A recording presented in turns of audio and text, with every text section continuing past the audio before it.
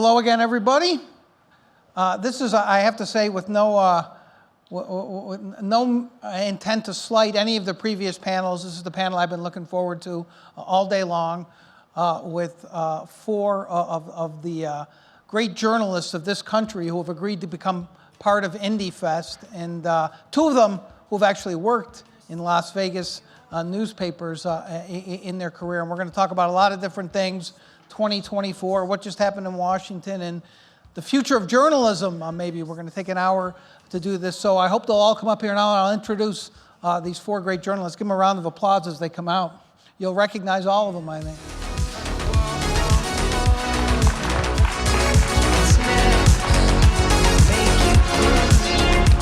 Ain't it better? Late than never. Empty words. What do you guys think of this music? I'm still not, I am not sold on the music chosen, and I must assert CEO privilege in the future. Give it a solid 5. I wanted to have Quadrophenia play through the whole thing. I thought that from beginning to end. Anyhow, I am honored to have all four of these folks agree to become a part of IndieFest, and they're all stellar journalists, and all of them know something about Nevada, too, and we'll talk a little bit about Nevada. I'm not going to do a pronunciation test for all of you, because I think you guys know that part of it. So let me just introduce them real quickly. Major Garrett's the chief Washington correspondent of CBS News. He's worked for newspapers, including the Las Vegas Review-Journal, before making his way to D.C., where he became known for his incisive and sophisticated reporting, and is an author of several books, including Mr. Trump's Wild Ride and The Big Truth, which we will talk about a little bit later, Major. Molly Ball was just recently named senior political correspondent for the Wall Street Journal. She's also worked at, go ahead, clap, that's fine. Thank you. She also worked at the Las Vegas Review-Journal before going to D.C., where she's brought a keen eye for detail and on-the-ground reporting to several publications, including The Atlantic and Time. Ron Brownstein's a senior editor at The Atlantic. Ron's worked for the National Journal, LA Times, U.S. News, and he's known for his insightful analysis of electoral and demographic trends in American politics. And last, but certainly not least, Mark Barabak is a political columnist for the LA Times. He's covered 10 presidential campaigns. You're even older than I thought. We've talked about this a lot. And he's reported from D.C. and all over the country, and is known for his lively prose and his smart observations. I wrote all those. They didn't give me any of those nice things. So welcome to all of them. Let's have another round of applause. Thank you. Thank you. So I've called you here to solve the problems of the world. But seriously, I want to cover a lot of ground about the upcoming year, and I do want to talk about journalism with all of you who've been in journalism for a while. But we're lucky to have this big news of the moment that I want to talk about first. It was nice of Kevin McCarthy to get vacated from his speakership right in time for IndieFest. Mark, I'm going to start with you, since you're the California political expert, and it's been a busy week for you, by the way, in California politics. A lot going on out there. But by the way, just parenthetically, Mark has always been this just great reporter, but now he has suddenly seamlessly become one of the best political columnists in the country, and all these opinions that he had inside him that I got to listen to at lunch and dinner are suddenly exploding onto the pages of the LA Times. And so let me show you what he wrote. He wrote a column about Kevin McCarthy, and I'm going to ask you a little bit about all of you about it. Here's what you wrote about McCarthy. He never cared much about passing laws or enacting policy. He never exhibited a deep-seated set of beliefs beyond what it took to win an election. Rather, McCarthy's engine was his personal ambition. His principles were just another chip to be tossed onto the table in negotiations. That was on October 3rd, just in time for IndieFest as well, and I appreciate it, and I doubt you were going to remain in his fan club. I was going to say, actually, I'm like, Christmas invite's probably going to be canceled, so you got room at your table. So that description is harsh, but you think it's true? I do think it's true. In fact, it's funny. I was emailing back and forth with a guy who political folks might remember by the name of Bill Thomas, who was a very powerful member of Congress, and Kevin McCarthy's mentor. And John skipped off some of the harsher things, including I forget. I think the words I used were that Kevin McCarthy is fundamentally hollow at his core, and I got an email from Bill Thomas saying, "Good column." Look, I mean, forgive the cliche, and I don't need to recap it for you, but the seeds of Kevin McCarthy's destruction were sown when he made this arrangement. Whoever wanted to vacate the chair could do so. But the bottom line is, I said he has no core because neither side trusts him. And that's fundamentally the problem. Democrats didn't trust him, Republicans didn't trust him, and again, to use the cliche, the coin of the realm in politics is all it's know is trust. And when you squander that, there's nothing left. So this was inevitable? I think so. I think from the moment he cut that deal that anyone at any time could vacate the chair, then yes, I think it was simply a matter of time.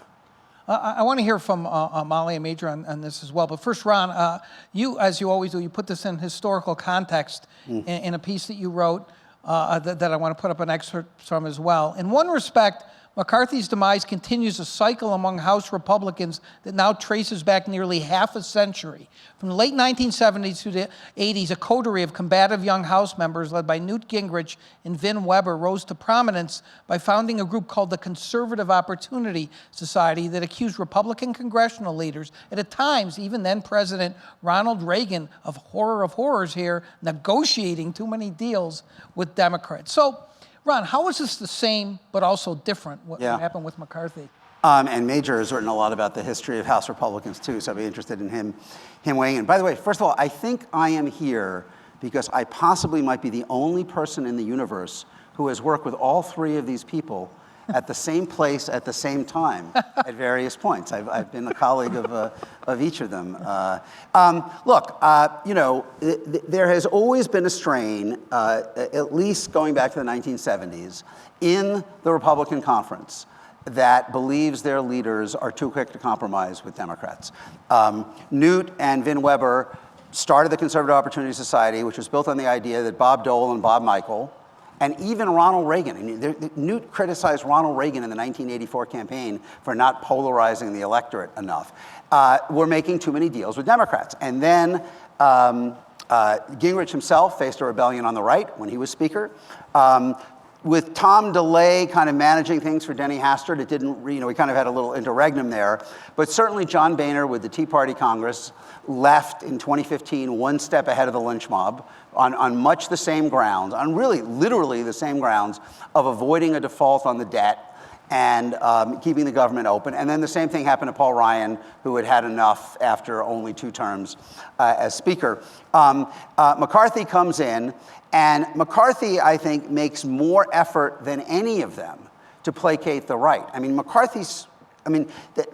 of all the offenses that you could list against Kevin McCarthy, the idea that he was felled by the notion that he was too quick to compromise with Democrats would not really be high on the list. It's a guy who voted to decertify the 2020 result, tried to undermine the January 6th committee, launched an impeachment inquiry on his own dime, on his own authority, without any hard evidence, rehabilitated Marjorie Taylor Greene and Paul Gosar, censured Adam Schiff. I mean, the list goes on, but he would not gamble the global economy or the domestic economy on default or shutdown. And I think that there's an internal dynamic, as I say, that goes back 50 years now, where there's always a portion of the conference that says you're not fighting enough. But there's also something else here, which is that what those critics on the right are reflecting, I believe, is the driving force of the modern Republican coalition, which is the belief in the bulk of the coalition that all the ways that America is changing, demographically, culturally, and economically, are marginalizing and displacing them. And more important than any possible agenda item, even the border wall, which may be a symbol for all this, certainly tax cuts, Ukraine, the most important thing they look for in their leaders are leaders who will fight that by any means necessary, who will use every possible tool to resist a democratic agenda that they believe is pushing them to the margins of American life. That's the wave that Trump has surfed to become the undisputed leader of the party. That's the wave that McCarthy tried to give into as much as he could.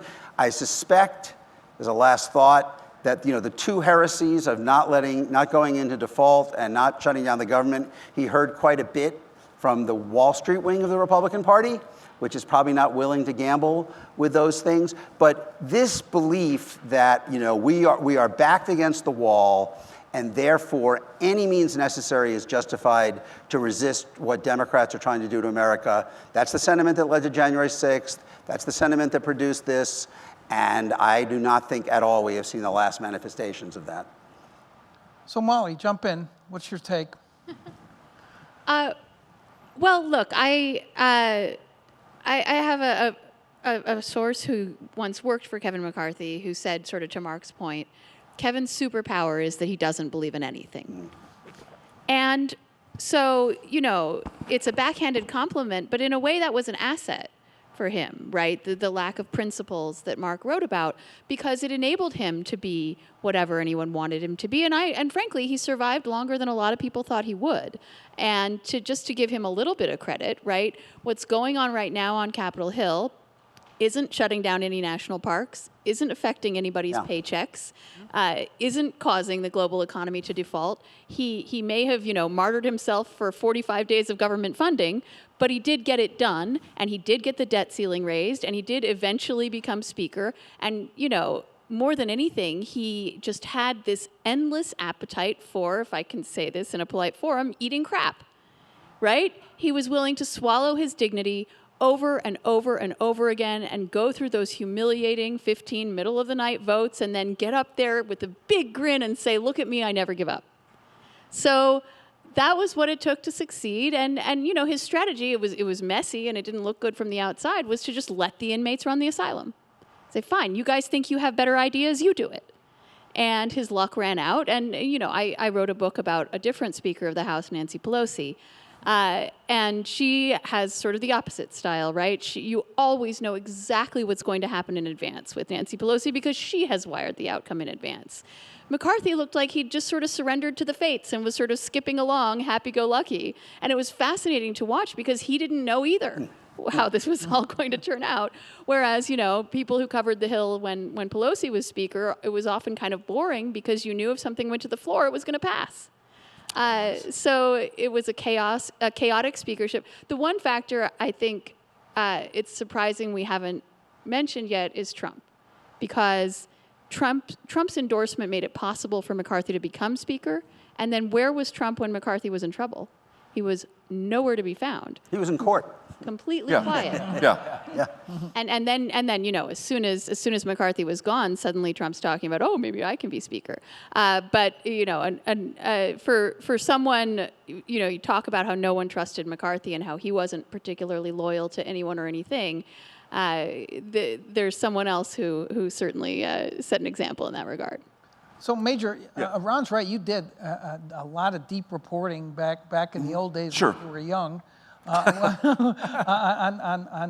the Gingrich years, the contract with America, and going forward. How is this different? So I covered all of that the 2 years before Republicans in the House won control of Congress in the 1994 midterm election, securing that majority for the first time in 40 years. Newt Gingrich brought two things very important to Republican politics in that era. One has remained, one has been forgotten. The thing he brought that has remained is scorched earth rhetoric. He was one of the first people prominent in the House to call the institution sick and Democrats sick and corrupt. He used a kind of language that simply was out of bounds until Gingrich introduced that. That remains. That idea that no rhetoric can be too scorched earth remains. The other thing that Gingrich brought to the contract with America, which is remembered in a sort of stereotypical way as just a list of 10 items that fit in the TV Guide advertisement, which it did, and it didn't have anything behind it. False. The contract with America was a legislative document. Every single bullet point in that contract with America was backed by legislative language that everyone in the Republican conference, in the minority party status, agreed to vote for if they won the majority. And they went through a very aggressive policy and member education process on what they would be voting for if they won the majority. Why did they do that? Because Gingrich understood legislatively, as Nancy Pelosi always understood, to first get your way in a legislative context, you must pass something. If you don't pass anything, you have no power. So Gingrich said, if we have these ideas, we must put them in legislation, and then we must pass them. The passage of those things forced the Clinton White House over time to come to terms with that. And there was a negotiation somewhere in the middle. In some cases, Republicans won more than they lost, and sometimes the Clinton White House won more than they lost. All right, advance all the way to Kevin McCarthy. What did he do to win more than he lost to avoid default in the spring? He passed a bill. The House Republicans passed a bill to raise the debt ceiling. Senate Democrats didn't. What did you listen to McCarthy say for 2 weeks? We passed a bill we have to be paid attention to. What was he doing? Gaining leverage, but also trying to teach his renegade members, this is how you gain power. You pass a bill. Was that message ever absorbed? Clearly not. Because in all the fights now about appropriations bills, they haven't passed anything. Why? Because the renegades won't help them pass anything. They disempower themselves, and then in the ultimate act of disempowerment, they cut the head off of the leader of their majority. And that's where we are.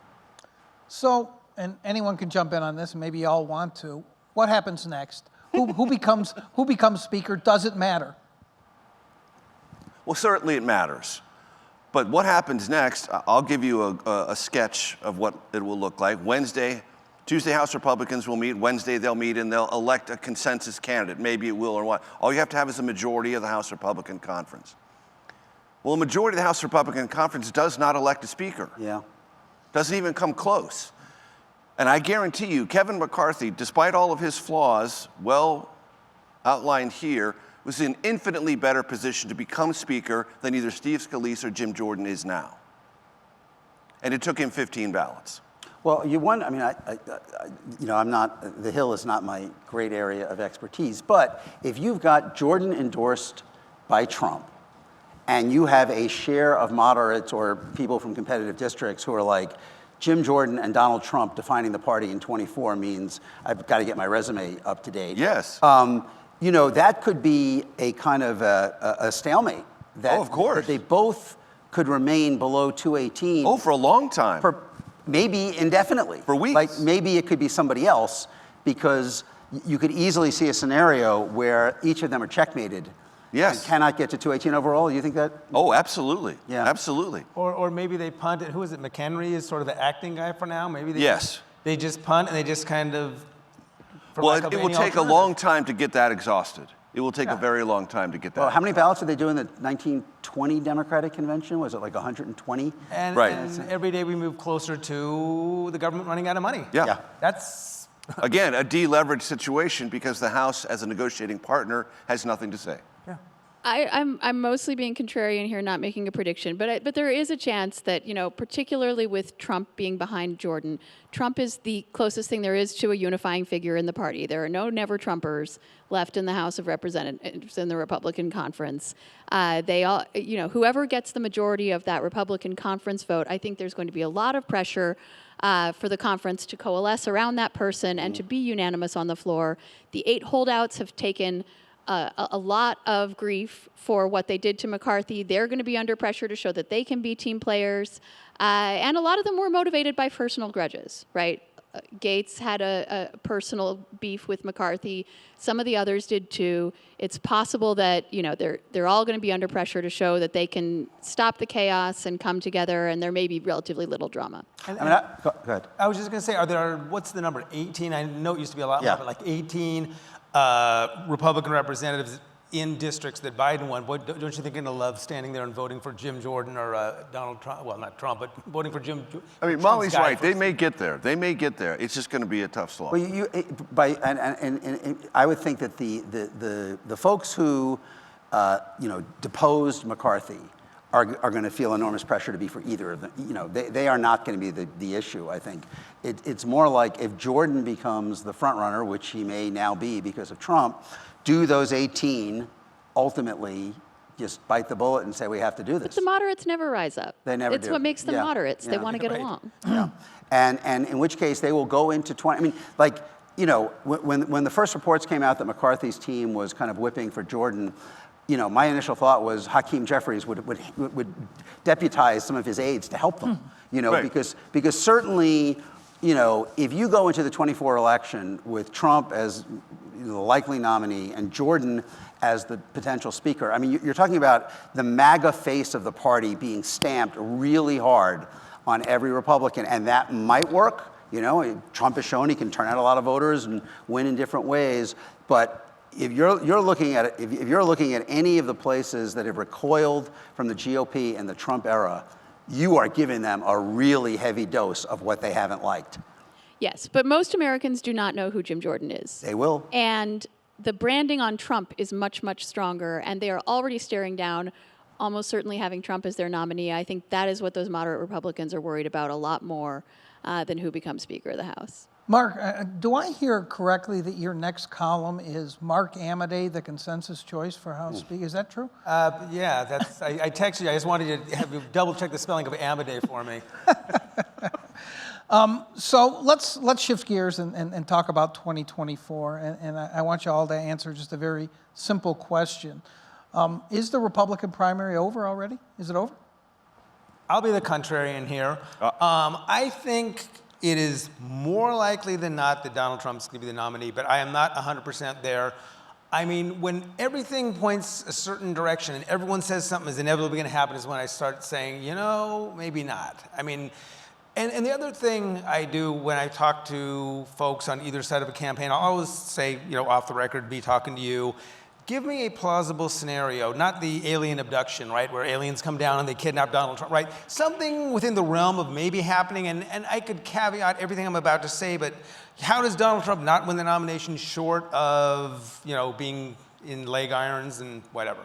You know, is it possible that maybe someone does, quote unquote, better than expected in the way that, you know, Gary Hart won Iowa, right? He got 16% to Walter Mondale's 48% back in 1984. And of course, Gary Hart won because he beat expectations. Now, yes, we didn't have the internet and we didn't have all those things, this, there, and the other. But let's say someone, you know, Trump fails to meet expectations in Iowa and someone catches fire and then wins goes on to win New Hampshire.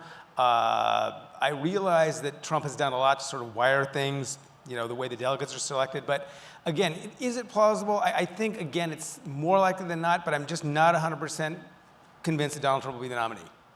I agree with Mark. Look. I thought I was being contrarian here. No, I agree with Mark. Everything that we would look at tells you Donald Trump's going to be the nominee. Every single thing. He's got more money. He's farther ahead. He has state parties and national party more in his direction than he did in 2016. Those are significant advantages. Delegate allocation is enormously favorable to a front runner. All of those indices, every single one of them tells you it's over.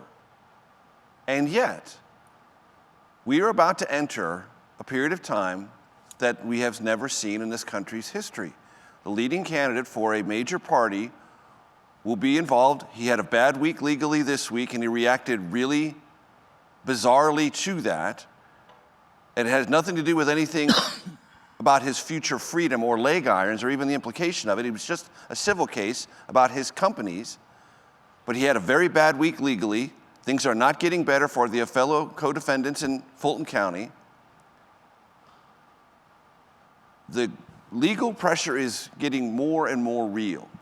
And that is going to look different and feel different, and it's going to sound different out of Donald Trump's mouth each and every week. And the reality of that, after having won indictment television, which Trump did, Trump won indictment television. Why wouldn't he? He's got an entourage. He can show up when he wants. He can go in as he pleases. He's not treated like any other defendant would be in our country. He wins the optics of that. But now the courtroom, evidence, process, and law begin to squeeze in on him.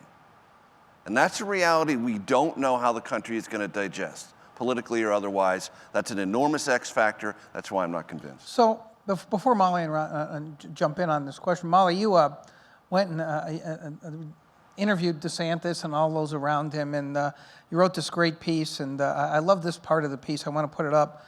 Because at one time in the party, there was all this excitement by the never Trumpers. DeSantis is our guy. He's going to be famous. He's going to move up the ranks. But here's what you wrote. And this is about his campaign manager you talked to. He likens DeSantis to a running back who waits for the right opening. It's impossible to tell at this point in time whether this stance is savvy and patient or the latest version of Deus Ex Machina delusion that has plagued the GOP for nearly a decade now. A conviction that somehow Trump will be removed from contention or collapse on his own accord. What in the world did happen to the Ron DeSantis boomlet? And the he, to be clear, is DeSantis's campaign manager. Yeah. Who I quoted on the record and who used that analogy. Look, first of all, DeSantis didn't get this far by being a great campaigner. He got this far by getting Donald Trump's endorsement and by being extremely focused on conservative policy. And that worked for him in Florida. You can say that, the real reason, I think the big part of the reason he's been so popular in Florida has actually been about the way he handled COVID. But he took it as a referendum on his policies. He ran his reelection campaign as a referendum on his policies.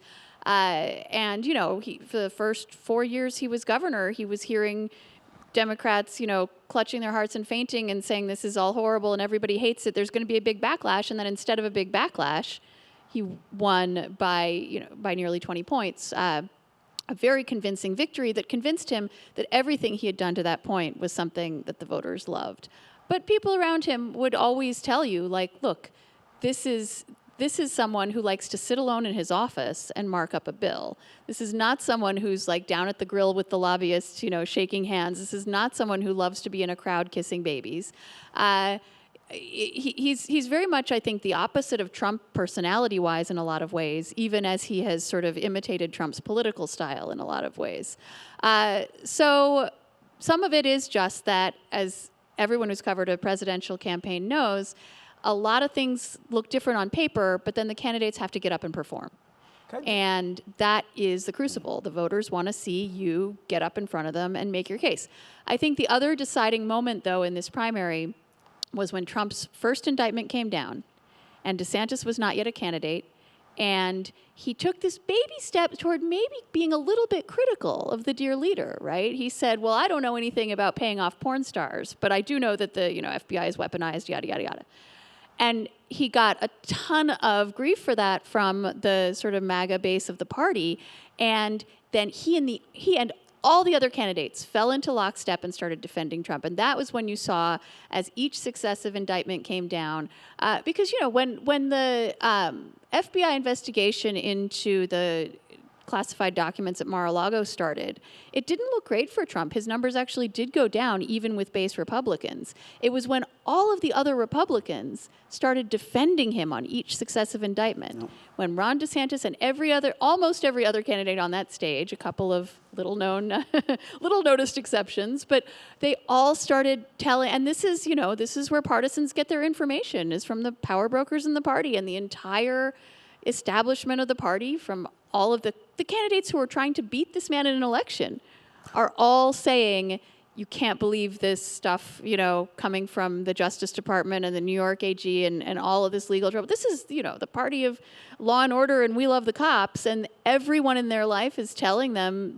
this doesn't count, this isn't a real crime. So I think from that point on, it was very hard for any of this to damage Trump.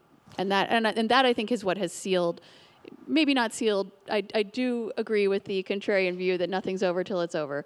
But to the extent that, everyone's fate has been sealed in this primary, that was what did it.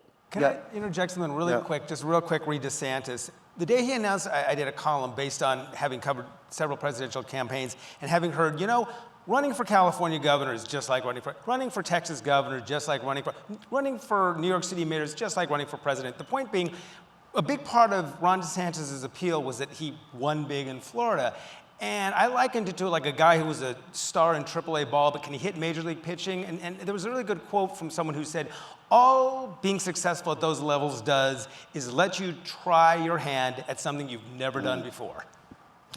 So to answer your question, can Trump be beaten? The first step would be you would need candidates who are running to beat him.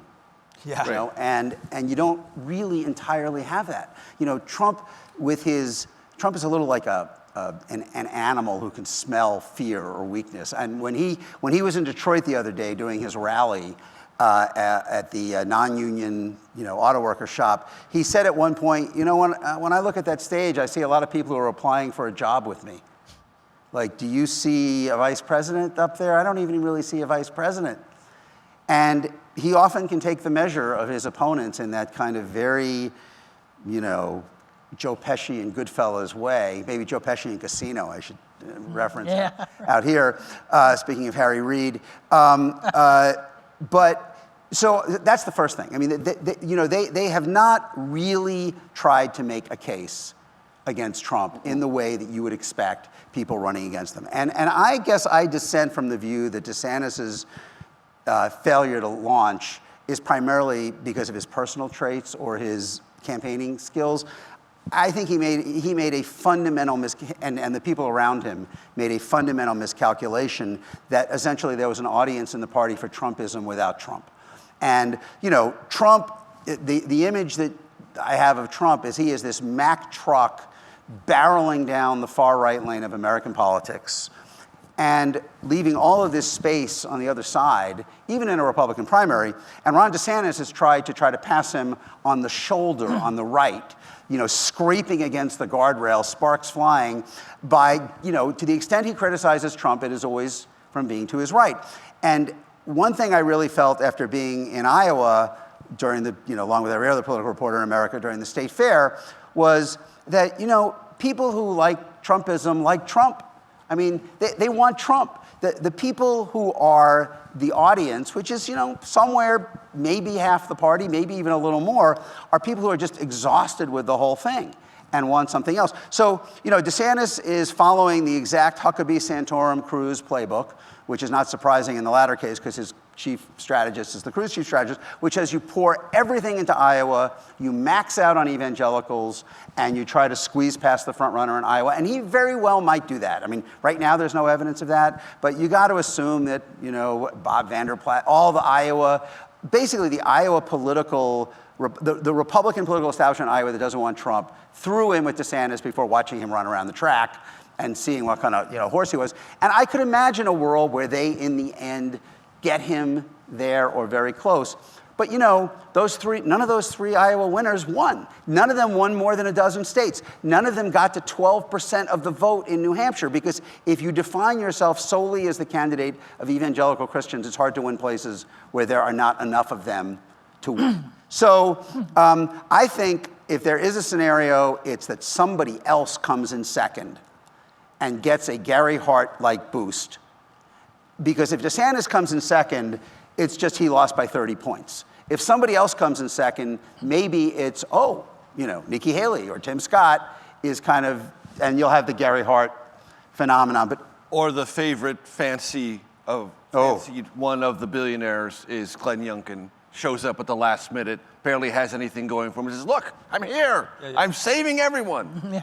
Don't hold. Well, your or breath look. I mean, primaries are just very unpredictable. I mean, look at the Democrats in 2020, right? Joe Biden came in fourth in Iowa, fifth in New Hampshire, lost by 30 points here in Nevada, but the Democratic establishment mobilized behind the scenes, and all of the winners of those other primaries dropped out and got behind him and coalesced to stop Bernie Sanders, who they saw as a threat. So, you know, say DeSantis wins Iowa, say Christie wins New Hampshire, and everybody panics. They all drop out and get behind Tim Scott in South Carolina.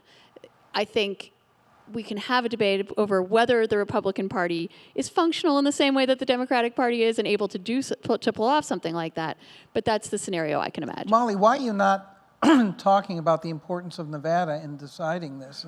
I feel personally insulted. And All the those state primaries in you history, used to love in which Nevada. has been the decisive factor. So let's talk about the other side for a second. And Joe Biden, you heard, I don't think you guys were around, but Matt Brooks of the Republican Jewish Coalition, and he wasn't being facetious. He honestly believes that Joe Biden will not be the Democratic nominee. And you hear this from some people. You see the numbers on his age. You see his numbers are much worse here and elsewhere than they were 4 years ago. What do you all make of that? Where does that go? Is it too unpredictable? I think, he wants to run, and it will, I could imagine if there is a health issue that arises that would not only, not so much to provide an actual reason not to run, but provide an off-ramp, a legitimate way that maybe things would change. But I can't see him, they have convinced themselves that all of these polling problems are just kind of go with the territory of the third year of a presidency and everything's going to be okay in the end. They don't view this the way a lot of other Democrats do, with kind of persistent anxiety, particularly over the age thing, which, unless you're Benjamin Button, it ain't going to get better. It's going to be more problematic in 6 months than it is now. But they believe that this is, all surmountable, and especially given how few states are really in play in the general election, and that you're going to have $1 billion to spend in maybe 4 or 5 states where you could plot, 7 at the most. So you can, you put a lot of DDT on the bugs. And so I think that if short of something health happening, I don't see it. Look, it feels like a general election has already begun. Biden reelect has already dropped $25 million in advertising. They ran an advertisement in Michigan last week that felt very general election-like. An ad against Trump about middle-class values and workers who built the country, blah, blah, blah. That looked like a general election ad. So, Ron's right. Absent some other event that catalyzes Biden to change his mind, he's going to run, and he's not going to be challenged formidably by anyone who is very ambitiously looking at the idea of becoming president and someday.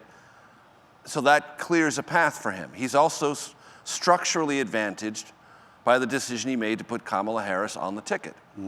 Kamala Harris was an engine of turnout, an exciting historic choice, but also she presents an embedded degree of anxiety as an alternative to Biden. That structurally works to Biden's advantage. And look, I guarantee you, at some point today, this very day, President Biden said 336,000 jobs today. Did you see the report? I'm the president. I'm not leaving. I'm going to get us a soft landing, and this economy conversation is going to be different in August than it feels now. All of you told me I wouldn't get infrastructure done. All of you told me I wouldn't get parts of the Inflation Reduction Act done. I did it. I'm smarter. I know it, and I'm going to win. I'm sure at some point today he will say something like that. You want to talk about Nevada mattering? The first ballot deadline for the primaries is right here in Nevada, and it's in a little over a week. So a lot of Democrats look at that and say, well, the time to have this freak out if we were going to do something about our unpopular nominee was 6 months ago, but now it's too late. And further to that point, his closest competition in the Democratic primary just dropped out. Robert F. Kennedy Jr. now running as an independent. And, I think there was a if not plausible, imaginable scenario where, RFK Jr. got in this race. This is someone who has credentials in the party, besides just the famous name. Besides, if it wasn't for the kooky stuff, he'd be a pretty well-credentialed candidate. And when he first got in, he's polling at 15-20%, and Biden's name is probably not going to be on the ballot in New Hampshire. So there was a situation where he could have been a real threat. He now has decided that, Democrats saw what he really believes in and sort of turned their backs on him, and now he's speaking at CPAC. But both of those are, to me, added factors on the scale in it is too late for the Democrats to do anything about Joe Biden. The only way Joe Biden will not be the nominee of the Democratic Party in 2024 is a major physical or mental incapacitating event or alien abduction. Back to alien abduction. I'm back to alien abduction. Keeps coming up. I did not predict that there would be 2 mentions of alien abductions on. We're in Nevada. Right. Let's talk about Area 51 and what's really out there. Anyhow, I want to talk about something else. In 5 or 10 minutes, maybe less. I'll start seeing if anybody out there has questions. Remember, if you're at home, put it in the chat. But I want to talk about what happens after the election, potentially. Major, you were on this stage with me a year ago, talking about your book, which is a powerful and frightening book called The Big Truth. And I was reminded of that, Major, when I saw, because all I do is I scour YouTube for Major Garrett clips, and I saw that you were asked by Gayle King on the morning show about what the polls are going to look like after the indictments. And you brushed her off quickly. And here, let me show everybody what you said. You said, what this is really about, what we really need to think about, is how much do we value votes and how we count and certify them, and how much do we value the peaceful transfer of power? Should we be worried about what's going to happen a little more than a year from now? How could we not be? How could we not be? I'm not predicting anything like January 6th or worse than January 6th, but it is no longer undiscussable or unimaginable. It is now part of our lived history, and there's a segment of our country that wants us to not only forget it, but to sanitize it, to pretend it was something that it was not. And there is a leader of the party in which they are members of who wants to do the same thing. If Donald Trump is the nominee of the Republican Party, he will do everything in his power to sanitize and recontextualize January 6th. January 6th was an attempt to subvert a valid, legal, and multiply verified presidential election. The most monstrous attack on the Constitution in the history of this country, full stop. And there's a prosecution in the state of Georgia to defend Georgia's constitutionally protected and asserted right to manage its election. That's what Georgia's defending. Georgia's not prosecuting President Trump and other defendants. It is protecting its election from an attempt to subvert it. That's what's at stake. And how Georgia plays out will have a very large role in the contextualized understanding and meaning of what was attempted in 2020. And Arizona now has different procedures.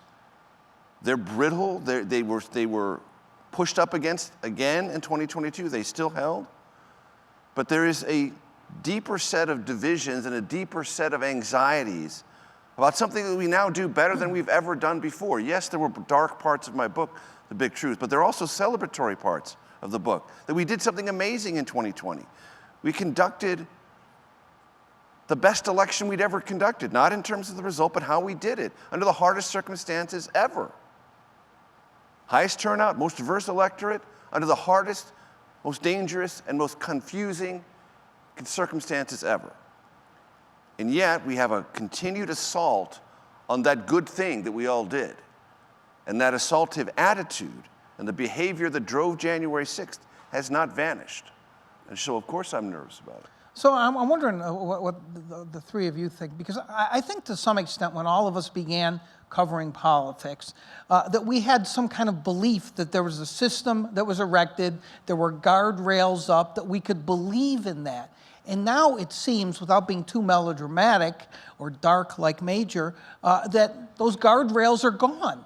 They're gone, and we don't know where, when it's going to go off that road, how it's going to go off that road, but it seems like it could go off that road. I'll just add, I think Major was very, very eloquent in what he just said. And what you just said, John, you realize the fragility of our system of democracy rests on a supposition that men and women of good faith are going to abide by a certain set of rules. The most basic one being, when an election is over and the votes are counted, the loser concedes to the winner. And you not only have people who are not abiding by that, but who actually see gain in promoting that position. So it's like you, I don't want to be dark, but we're in a very, very fraught time. I mean, I think the issue is very straightforward. For the first time in American history, the dominant figure in one of our major parties does not believe in democracy as we have understood it through the American experience. Now, possibly John Calhoun, as the leader of the Democratic Party in the 1840s, did not believe in democracy. But Trump is not a figure in what Richard Hofstadter would call the American political tradition. He has more in common with what we have seen in authoritarian ethno-nationalist movements elsewhere. That is fundamentally what he is. And he mobilizes an electorate that believes that it is the real America, as Sarah Palin called it in 2008, and that almost by definition, anytime the other side wins, it can only be through fraud, because they aren't Americans in the true sense that we are. After the election in 2020, in one of the two rallies he did in Georgia for the Republican Senate candidates, he was in front of a virtually all-white audience. I believe it was the one in Valdosta, Georgia, and he said, this is almost an exact quote, "This is our country," looking out on a sea of white people, "and they are trying to take it away from us through fraud and rigging." That is the core. It's not like how absentee ballots are being, signatures are being checked. It's that this idea that diverse urban America is stealing our country. And that has been Trump's core message from the beginning, that I am your wall, now I am your retribution against all the forces that are erasing America as you understand it. And I have always felt it was a really short step from that to say, now they are literally stealing the country through election. So this is not going, as long as the Trumpism, defined this way, is the most powerful fuel in the Republican engine, this idea that elections are being stolen cannot be eradicated. It can't be solved by the kind of reforms that Major wrote about, because it's fundamentally culturally, demographically based. But there's a lot more to this. Molly, I want you to jump into this, but all of you are talking about Trump, and rightly so. But none of this could have gotten as far as it has if he weren't enabled by others, not just in the Republican Party, but even in the private sector. And I'm not talking about the crazy people like Mike Lindell and others. I'm talking about people buying into this. You've seen the polling, the percentage of the Republican electorate that believes that the election was stolen. And the other thing that Major talks very powerfully about in his book is what's happened to the whole election infrastructure, and how these workers don't feel safe. And there's been tremendous turnover in people overseeing elections. There are election deniers in Nevada who are overseeing elections in some of these counties. So it's not just about Trump, it's what's happening below that has enabled all of this to take hold in the American electorate. Far be it from me to tell anyone not to panic. But look, the two biggest threats to the 2020 election were, number one, COVID, right? Mm-hmm. Let's not forget, which caused all these states to have to change their procedures, caused the rate of mail-in balloting and the company and conspiracy theories to increase and all of that. But number two, Trump was president. He was sabotaging the election from the inside. The call was coming from inside the House, and he was doing a lot from long before the election ever even happened. Litigating to prevent, ballots being counted in advance in Pennsylvania, all kinds of things. I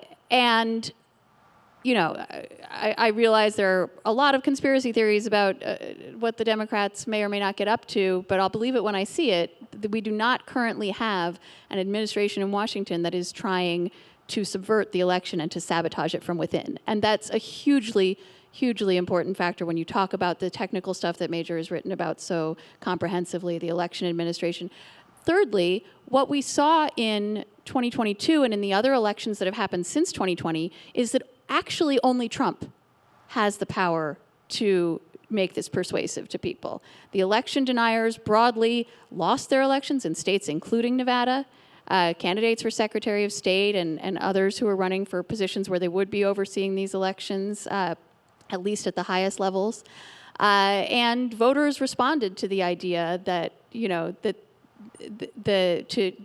voters did not like the candidates who were talking about the election being rigged and stolen. That was not something that people wanted to vote in favor of. So the thing that I worry about, though, is political violence. Right. Because in authoritarian countries around the world, when you have a factional leader with effectively a private army at his command, that's what's really dangerous. And that, I think, is what we saw on January 6th. And that is what I think Trump uniquely, despite, yes, we've had the True the Vote people and all kinds of people claiming elections were rigged for a long time now. But I think Trump has a special ability to sort of rally his people to action. John, you alluded to something, the E word is enabling. And we've touched on how basically Trump's opponents haven't run as opponents, right? So how do you beat someone? But I have a colleague, Jackie Combs, who wrote a really good column that talked about sort of everyone, the media, voters. I mean, in the last week, you had Donald Trump call for executing a general. You had him tell a joke, laughing about Nancy Pelosi's husband being attacked by this hammer-wielding crazy, and people just kind of shrug and say, well, that's Trump. And I'm going to sound like Bob Dole in 1996. Where's the outrage? Yeah. But on the institutional point, obviously Trump will not, and that's a big difference, that Trump is not control of the federal apparatus. If Republicans maintain the House, and Jim Jordan is Speaker of the House, and Donald Trump loses, there will be a full-scale constitutional crisis, almost certainly. I mean, they will find a way to reject the results. If they but it is the next Congress, right, Major? It is the next Congress that would certify. So if they lose control of the Congress, it would not be him. Right, because the new Congress is sworn in January 6th. But if they maintain control of the Congress and he is Speaker, Donald Trump, there's no circumstance under which Donald Trump is going to say he was legitimately defeated. So does that become a 2024 issue? Will people campaign and say, if you want to avoid chaos, you better not elect these Republicans? It will be part of the conversation. And Molly raises a very good point. Who has the tanks matters. And Biden will have the tanks. But that doesn't mean there won't be violence. That doesn't mean there will not be pressure on counties suddenly generated while votes are being cast on election day to intensify their sense of uncertainty. And delay will create uncertainty. Uncertainty will create anxiety, and anxiety is one step away from violence. And that's the daisy chain I worry about in 2024.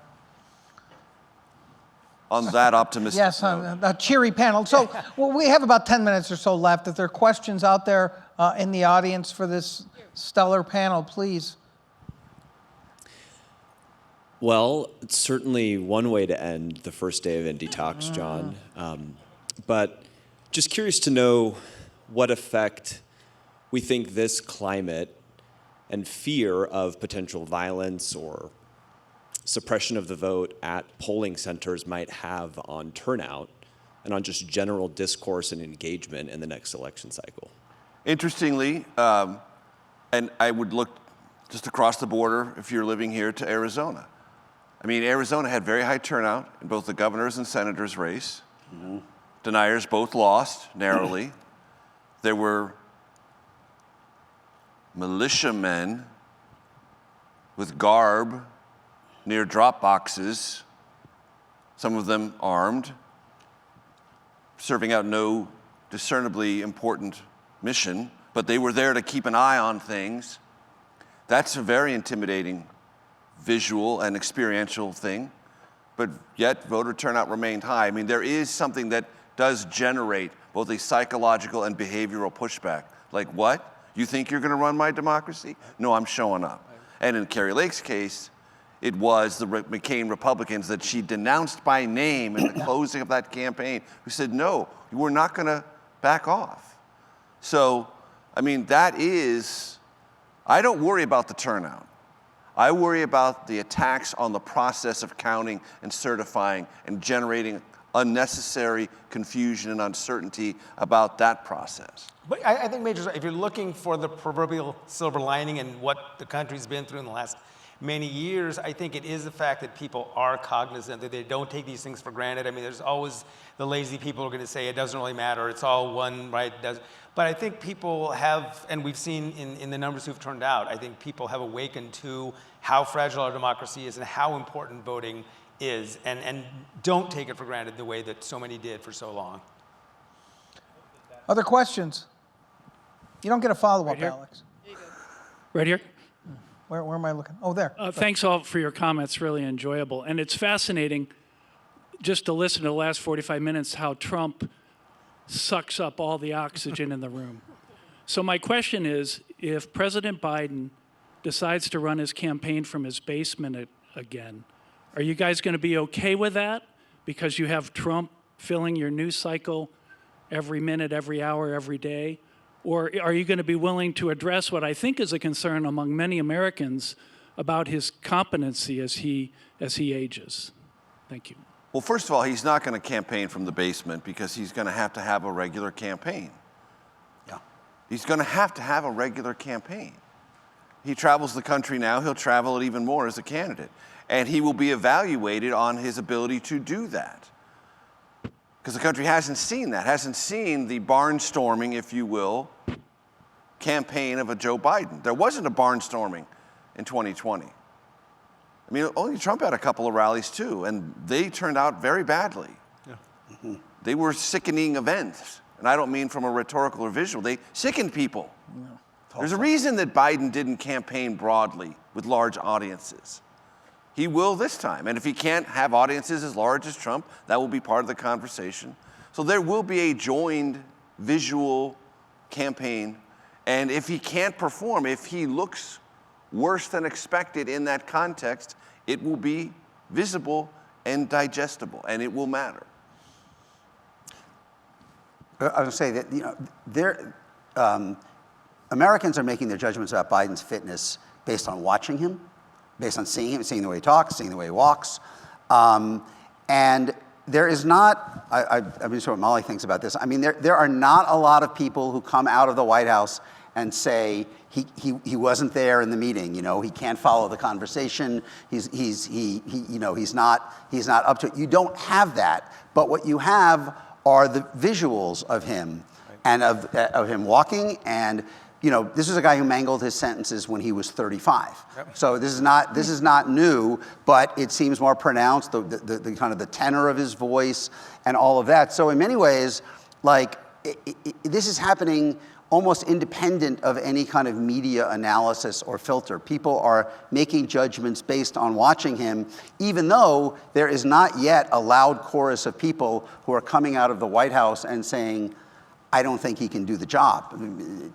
No, but people can see how he's being sheltered. Yeah. People can see that he hasn't done a real press conference in a year and a half, and rarely does anything that's not a friendly media interview. And I think, again, this is a judgment. It doesn't matter what we're okay with. It's the voters who make the judgment, right, and we don't have a say in it. And voters can tell if he's being protected. And he wouldn't be the first incumbent to run a so-called Rose Garden strategy, right? But I do think that, part of the reason he is so unpopular is that voters do have those questions about him. Yeah. Hello.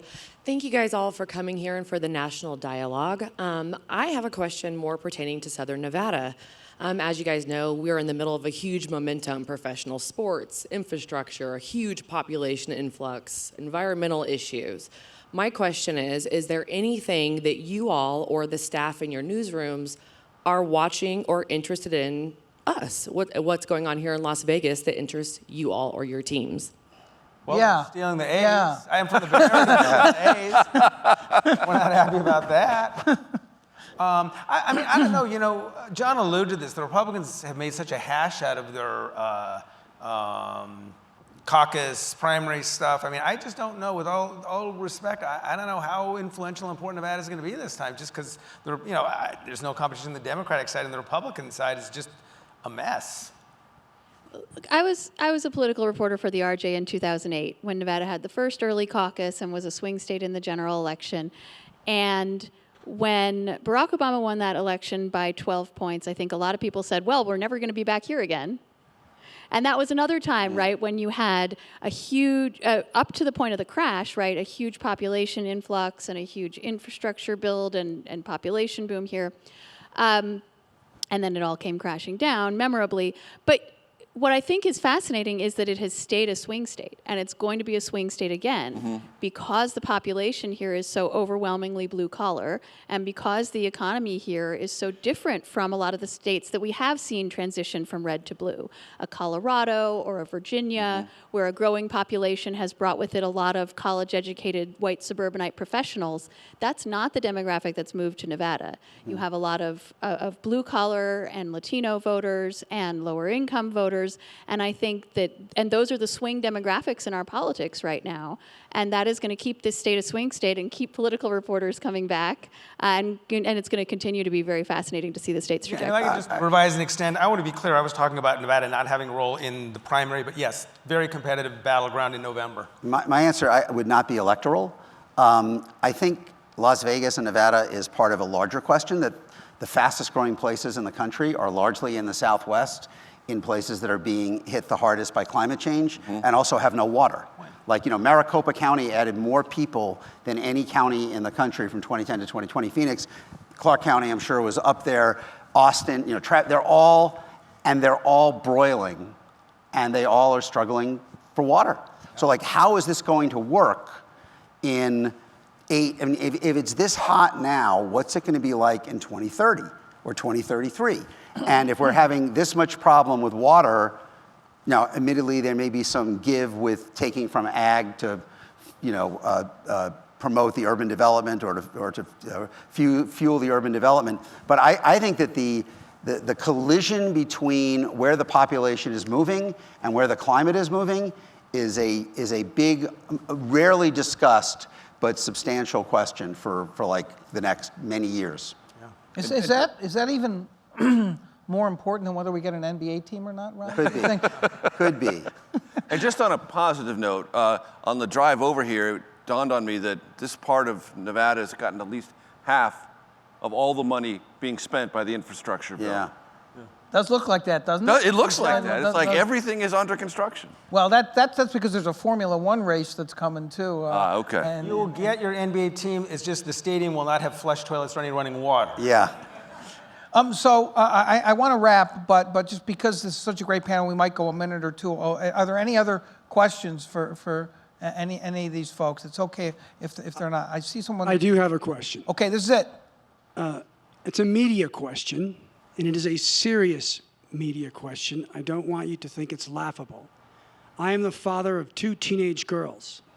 They are convinced that if Taylor Swift enters this race with an endorsement, from a media perspective, she drowns all of you out, and the candidate that Taylor Swift endorses will be elected President of the United States. I would like to know if you think that is a serious, plausible, or just 2 teenage girls.